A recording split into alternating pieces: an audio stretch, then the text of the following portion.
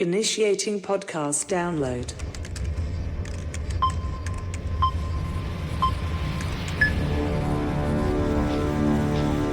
Prepare yourself.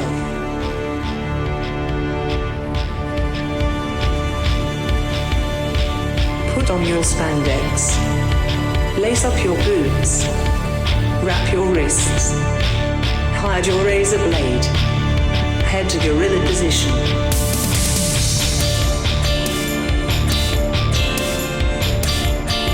Grease up your hair. Apply baby oil. Okay, apply more baby oil. Get into gimmick. Keep your ears open and your mouth shut. Have fun and be safe out there, brother. Welcome to Iron on Wrestling. Now your host, Gregory Iron. Hello again, everyone. Welcome to another edition of Iron on Wrestling with Gregory Iron. I'm your host, Gregory Iron. This is episode 347. I'm questioning if that's the number of the episode. I'm pretty positive it's episode 347, and this is the free edition of the show. I'm actually very busy this week. I've got a lot of stuff going on in my personal and professional life that I'm taking care of, so I had to kind of throw together an episode for the free version here on iTunes, Spotify, wherever you download podcasts, but there is going to be an extended version over on patreon.com/ironandwrestling. The best way to support the show, $3 gets you in the door with audio, $5 for video, which we just uploaded the final independent wrestling match of Johnny Gargano from 10 years ago now. 10 years ago in September of 2016. Boy, does time fly. And $9 gets you involved in a live chat that we do once a month. We're going to try to do that before the month ends. I was supposed to do that on my 20th Wrestleversary, but life complicated that. So we're going to get to it sometime before the month comes to a close here. Maybe, possibly, or I guess technically maybe we're going to do that here at the beginning of the new month. Whatever the case is, maybe I'll give you some extra time.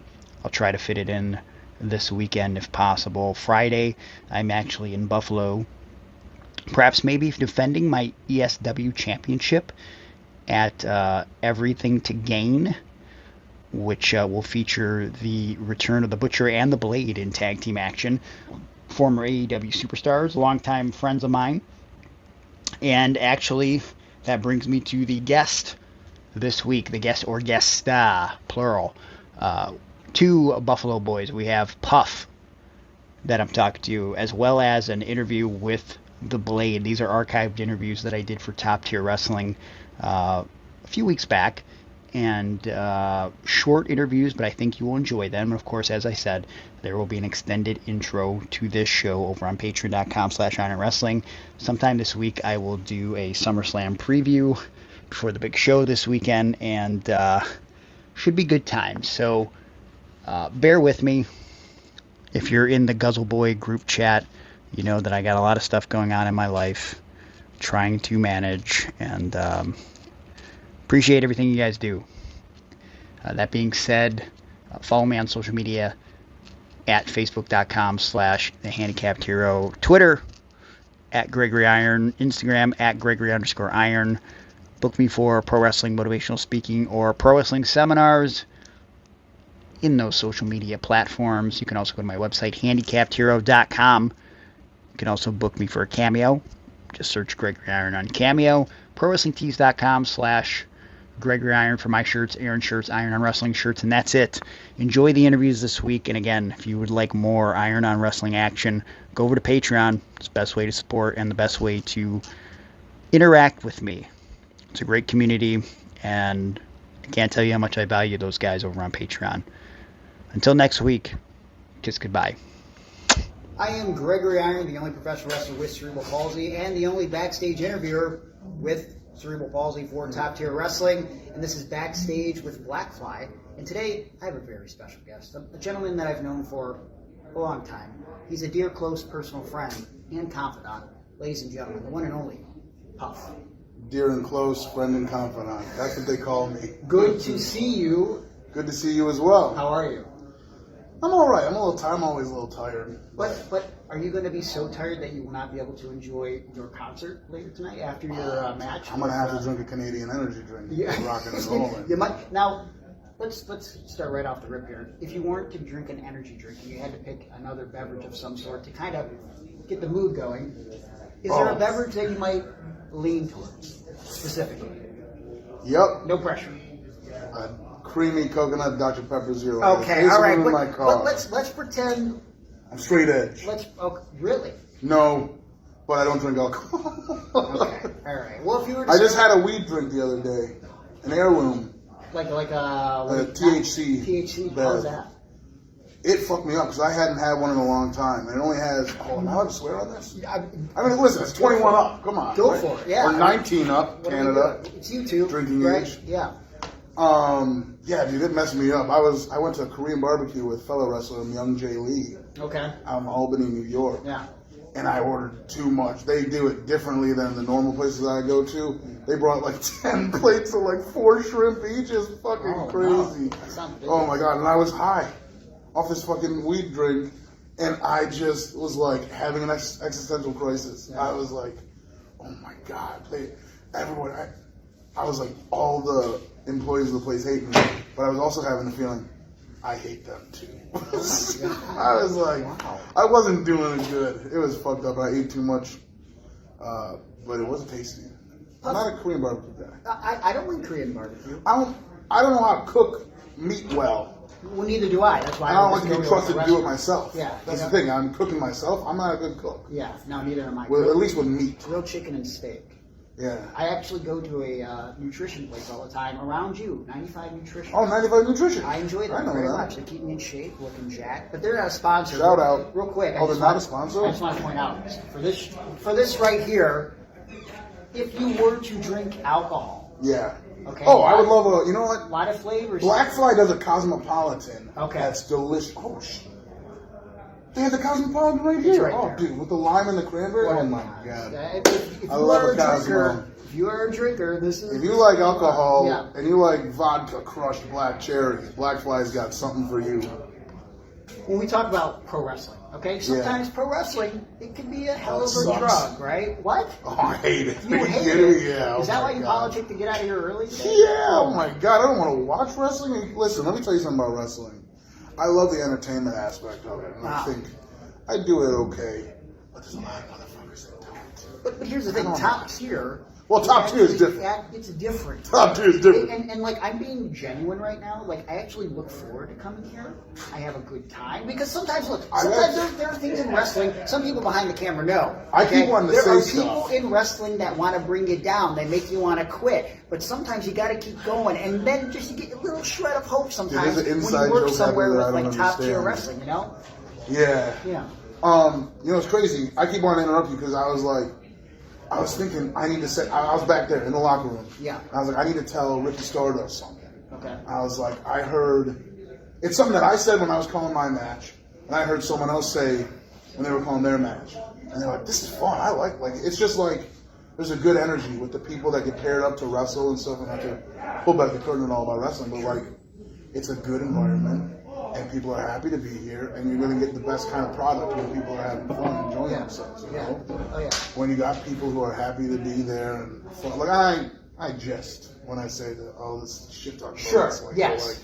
Like, you know, there's a lot of the negative shit, but I don't try to focus on it. You know, I like to look at an opportunity like today where I get to have fun, wrestle, enjoy myself, and then I'm in Canada already. Right down the road, I get to go see Mumford and Sons afterwards. What you a know? blast. That's awesome. What a day. But when I think How of blessed, truly blessed. when I think of you, the human, but also Puff, Yes. the character, I think of nothing but fun. And some of my That's true. funnest matches in my career have We've been had with some you. fun. And I one that comes to mind is a good friend of both of ours, Jeff Cannonball. Oh. He's going through a lot right now. Yeah. You, Jeff, me, and Eddie Only. Chemistry. When was that? Cleveland. We did that in Cleveland. Oh, Eddie Only. I thought you said. I don't know why I heard Eddie Only, but thought Sexy Eddie.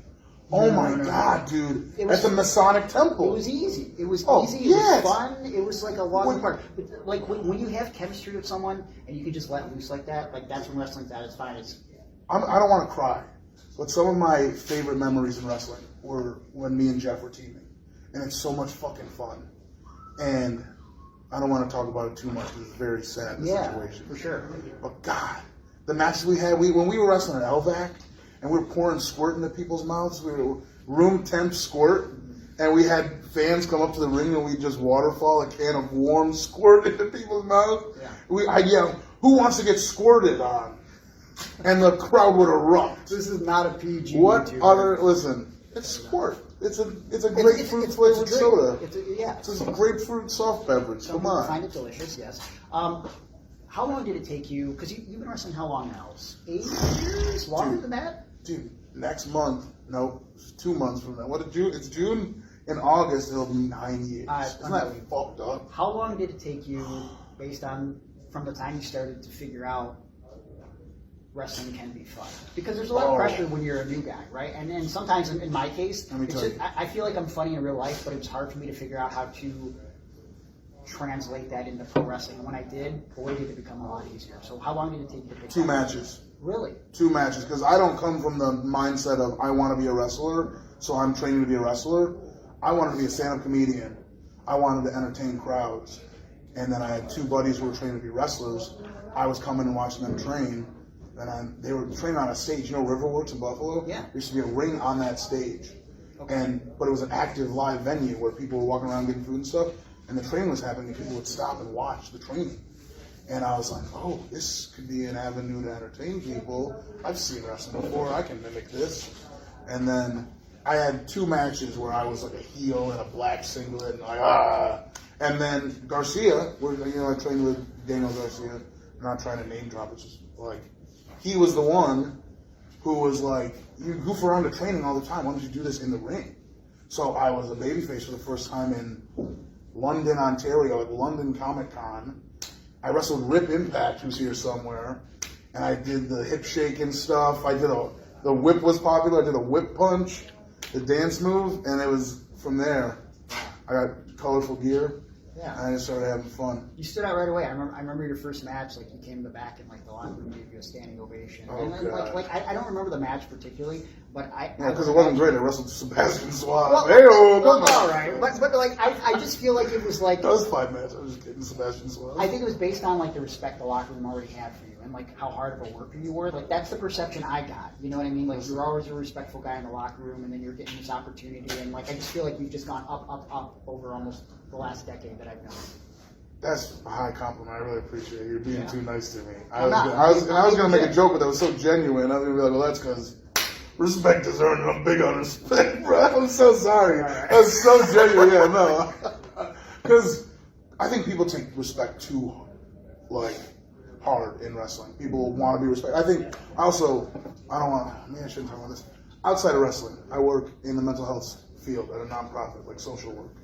And I talk to a lot of people about I see a lot of problems with like the youth, especially males. You know, toxic masculinity is a big thing, and I like talking about it because I hate it. I hate that people think they need to be tough in a world that's already so fucking tough. I try to be as soft as possible. Yeah. I like to find the softness in life and everything, and the fun and the joy, because I don't ever want the perception that I'm tough. I want a warm, welcoming environment around me. That's what means the most to me in wrestling. I don't give a shit about respect. I give a shit about. I'm at Toronto Wrestling Club. Sorry to name drop another promotion. You're good. Toronto Pride is in 2 weeks, and there's a wrestling show in the city. And I remember it like makes me cry talking about it, thinking about people who came up to me and said, "We've never been to a wrestling show. We've never seen you wrestle, but we heard that you were someone we could go to and feel safe around." It wasn't that verbatim. I don't want to sound too corny, but they said something like that to me, and it was like meant the world to me because they felt comfortable enough to come up to me. And they didn't know me, but they like I like having that. What's the word?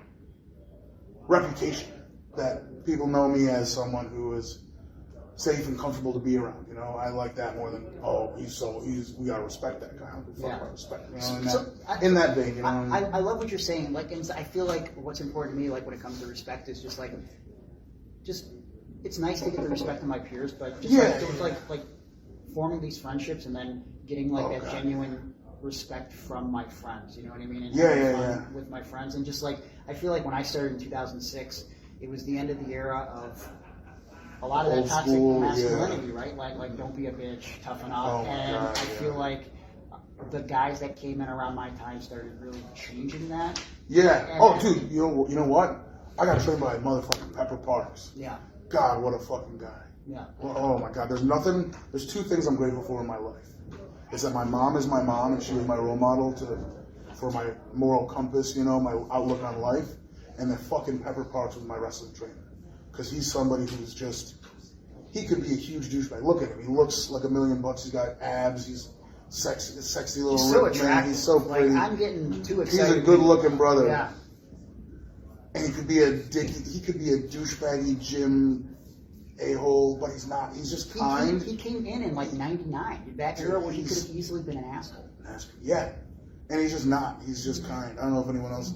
That's the thing. I don't think anyone ever has a bad thing to say about him. Everyone usually tells me how great and nice he is, and I'm like, that's the guy I know. Yeah. I'm very grateful for him, and I think being around that and shaping my regular outlook on life is how I outlook wrestling. You know, because there's no difference. People, there's a difference. But I'm rambling. You're fine. I We have to wrestle. got to wrap it up because you do have to wrestle in I a have to second. wrestle. But you did mention a handsome man in Pepper Parks. Yeah.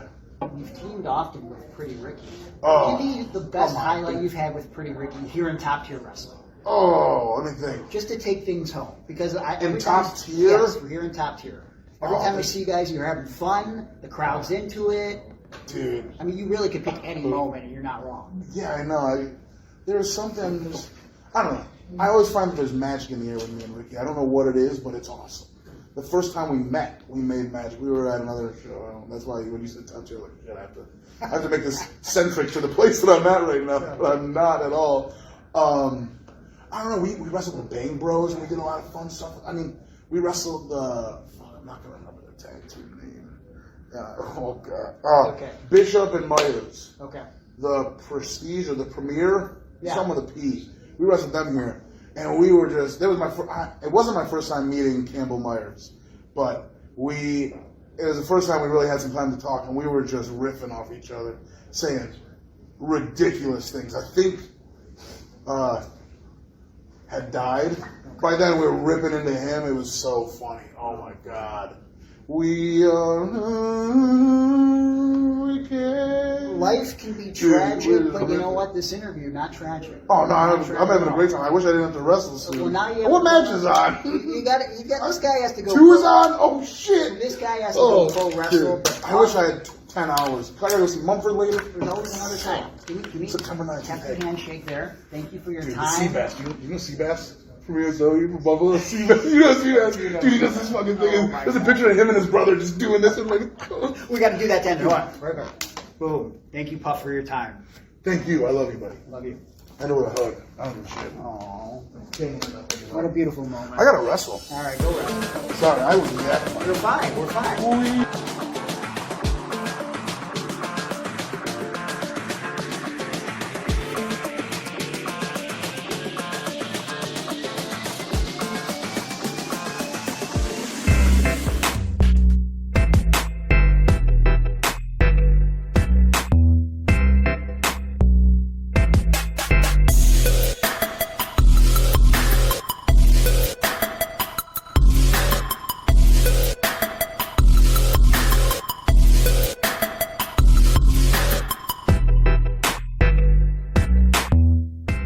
Hi, I'm Gregory Iron, the only professional wrestler with cerebral palsy and the only professional interviewer here at Top Tier Wrestling. And we're here with Backstage with Blackfly, and I'm sitting with a man that I've known for years and years, I've looked up to. And now, somehow, he considers me a peer. And he's given us the unique opportunity to delve inside the mind of the Blade. We know him as the Blade now. I've known him over the years as Pepper Parks. At one point, Sir, I don't know if you want to talk about this. You were a cheerleader that wore pigtails. The name Pepper Parks came from somewhere, yes. Where did that come from? Les Thatcher and Shark Boy. Okay. Les was my trainer. Shark Boy was kind of booking the shows at the time. And I was training for wrestling. It was like, okay, I think this kid's ready to have his first match. Let's get some gimmick ideas. I had very long hair at the time. Tie those up in pigtails, call him Pepper Parks. He's a male cheerleader. It wrote itself, man. I love it. Yeah. I mean, obviously, I'm sure you didn't envision male cheerleader for yourself. Did you have an idea of what you wanted your character to be? Yeah, at one point, there was I was thinking I would have like dreadlocks and like a tribal tattoo. Okay. Very 90s, 2000. Yep, very, very like dark. Like, yeah. I still remember the conversation. I was just so excited, oh, I'm going to be a wrestler. I'm going to have my first match. I've got this gimmick. I remember being excited and being in the car and telling my parents yeah, I'm going to start wrestling. I'm going to be a male cheerleader. It's just the utter silence in the car. Because, wrestling is a weird thing. If you get it, you get it. If you don't, you just don't. There's no explaining, right? So obviously over the years... Not to cut you off. No, go ahead. But also now that I remember my dad pitching me an idea of a gimmick where I would just be called Tough. I'm just a tough guy, man. Sure. And then months later I come back oh, it turns out I'm a male cheerleader. What, it was awesome. Was it spelled tough like the standard way, or was it going to be something very 2000s like TUFF? I think it was TUFF. He told me he'd seen a guy and his dog's name was Tough and he thought it was cool. Usually, it goes the opposite way, right? You name the dog after now the thing is name him a human name, like George or something or Bill, but you were gonna take the dog's name. So, but now over the past few years, people know you more as the Blade. Yeah. And obviously, you were doing the tag team with Andy, and he's the Butcher, Butcher and the Blade. A lot of success in AEW. Thank you. How did you evolve into this and embrace this Blade character? I mean, it was pretty easy. I had been wrestling singles for well over 15 years. Teaming with Andy was exciting. I give him, he came up with the whole gimmick, the name, the Butcher and the Blade, and everything, the look, the aesthetic, all that stuff. And I just thought it was so cool. It was pretty easy to gravitate towards. I feel like you came up with the slick thing, though, right? Because when I think about how I know you as a person and how you're into old school wrestling and action movies, I feel like maybe perhaps the slick thing came from there. Or am I wrong? Am I onto something? It's from the movie Heat. Okay, there it is. Tom Sizemore says he says slick a couple times. There it is, and that's where I got it from. That's awesome. It feels like this version of you is a real, very cool and new school, but at the same time a throwback of sorts. How do you view? Yeah, it's all stuff like you're saying. The Butcher and the Blade, obviously sounds like spooky characters, but our real aesthetic was we wanted to look like bad guys from a 90s movie. You know what I mean? That's why we grew our balding hair out for a bit. We just wanted to, I like heavies from a Guy Ritchie movie, just grizzled looking, tough guys. That's the whole idea. Yeah. So, during some of your time in AEW as a side project, you were hosting movie nights. Oh yeah. in a theater in the Buffalo area. Yeah. Talk to me about how that came about, and was there a favorite movie night experience you had in that whole process? I did 3 of them, and those 3 movie shows, those are 3 of my favorite things I've ever done in my life. They were a lot of fun. I started a podcast of just me talking about movies I liked, action movies mainly from my childhood. But the idea behind the podcast was just so I could advertise those live showings. The best one I did was the first one. My favorite movie of all time is the original Predator with Arnold Schwarzenegger. Legendary. Yes, so that was the first one I did. Drew filled the place up. It was very fun, and then I did Die Hard after that, and then I did Commando after that. I did those those were the 3 that I did. Those were a lot of fun. That's amazing. Yeah. I have I wanted an Arnold poster in my gym, but I didn't want him lifting weights or anything because I figured that's such an easy thing to Yeah. go to. So I definitely went with a picture from Commando with him like with a big machine gun, and I'm very happy with my choice. Because I have one, but it's Arnold like this, so he's like kind of flexing his arm, but he has like a cigar in his hand. Oh yeah, it's not that one, but okay. I see the photo Because right I think now. in that's my from head. Commando too. Oh, you got one just like a huge machine gun? Yeah. Great.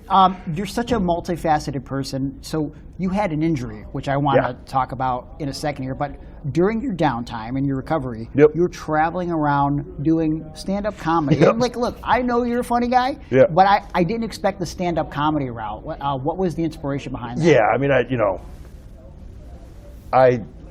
most people I know how funny it sounds for me to be doing stand-up comedy. Like, I can see how people would be like, huh? I don't really know how it came about.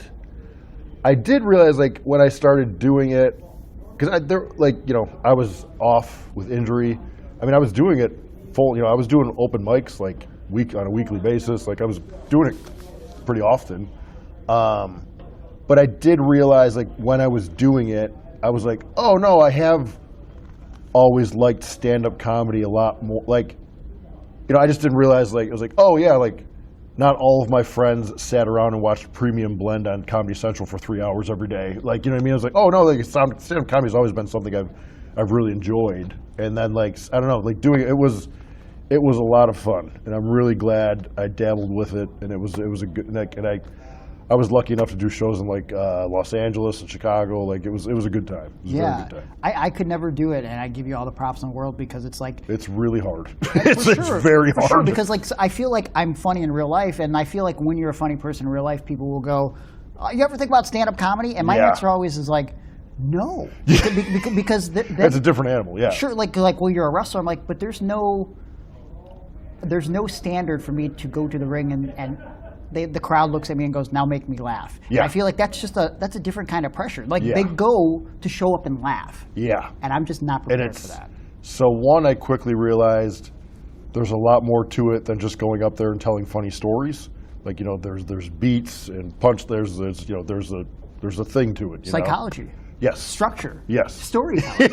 Sounds very familiar. Basic principles. Yeah. I quickly learned that, and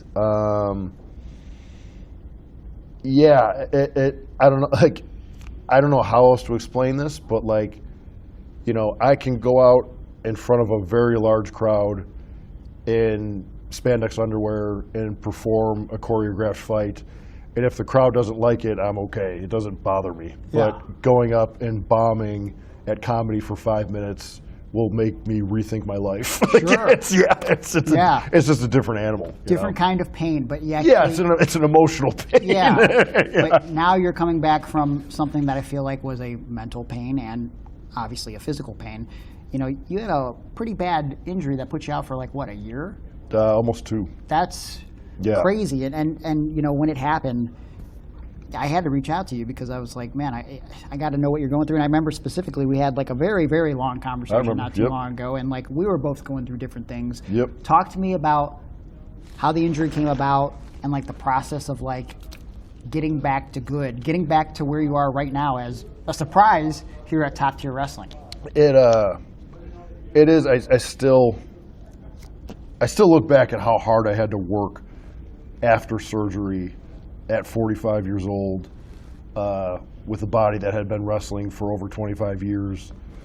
Like, yeah, it was, getting the surgery was one thing. I'm very glad I got it done because I feel way, way better now than I did prior. And yeah, like, I didn't just have back surgery. I mean, like, I got fused. You know what I mean? So like, I got a C-section scar. They cut me open in the front, fused my spine through there. I have metal in my spine now. Like, it was a lot, and there was periods where I didn't know if I was going to be able to wrestle again.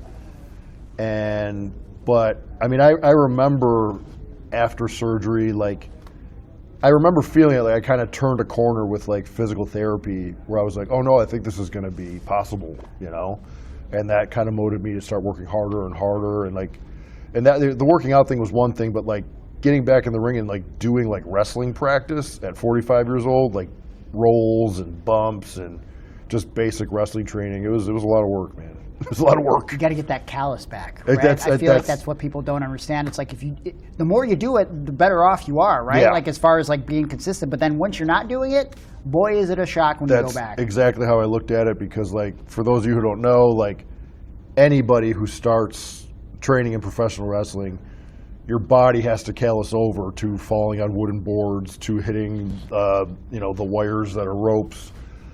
Your body just has to callus over to all that, and you are sore in places you didn't even know existed. And I had to go through that all over again at 45 years old, and I knew it was coming. Sure. And it was something. Obviously, you've traveled across the country with AEW and doing the indies for years and years. You've had your share of matches in Canada over the years. I've worked with you several times back Yep. at Smash Wrestling back in the day. But tonight, you're here at Top Tier Wrestling, and you're against the man that you've been in the ring with a time or two, Yeah. Cody Deaner. And, Yeah. are you prepared for the challenge with the Wheel of Misfortune here tonight with Cody? I mean, I've wrestled Cody a lot, but I wasn't aware of the Falls Count Anywhere stipulation, which I've had plenty of wrestling matches with them, but Falls Count Anywhere is definitely a different story. And but I've been doing this a long time, so I feel pretty good about it. So after tonight's all said and done, is it safe to say that we might see the Blade back in Top Tier Wrestling? Oh, I would say 1,000%. Yeah. Maybe take that championship. Maybe Yeah, hit the road with it. Make a thing out of it. Why not? It's not that far of a drive for you. Nope. So- It's a beautiful thing. A lot of problems for people going forward if the Blade is on the roster. Big full-time. problems. Big problems. But your matches here in the near future. Before we go, though, before we wrap this up, thank you first and foremost. You're the man, Greg. Good to see you. Important question. You're drinking a bottle of water. Yeah. Now, I don't recommend this before a match. Yeah. I'm going to go out on a limb, though. If you were to have an adult beverage after your victory over Cody, Yeah. is there anything you might lean towards as far as consuming? drink-wise? I'm just like a straight, like, just give me a Bud Light. Just Sure. give me a nice But what give me if- a nice light beer. I'm good. What if we were in a segment called Backstage with Blackfly, and there was no Bud Light available? Mm-hmm. Would you pick another beverage of sorts? I mean, if you're talking about hard iced tea, I would actually. Ooh. No. Yeah. It would be this guy. Oh, I like the Gin. Gin Greyhound. Yep. Grapefruit. I like the sound of that. That would be my choice. I like the sound of you in the ring doing your thing. You know what? Beating That's Cody Deaner's ass. Yeah. Thanks for saying that, because I was like, wait, what does that even mean? I like the sound of you. Look. I miss your smile. I miss your touch, and I can't wait to see you get the taste of victory against Cody Deaner. Thanks. Thank you, my friend. Greg, you're the man. No, you're the man. This guy's the man. Thanks, everybody. Yep.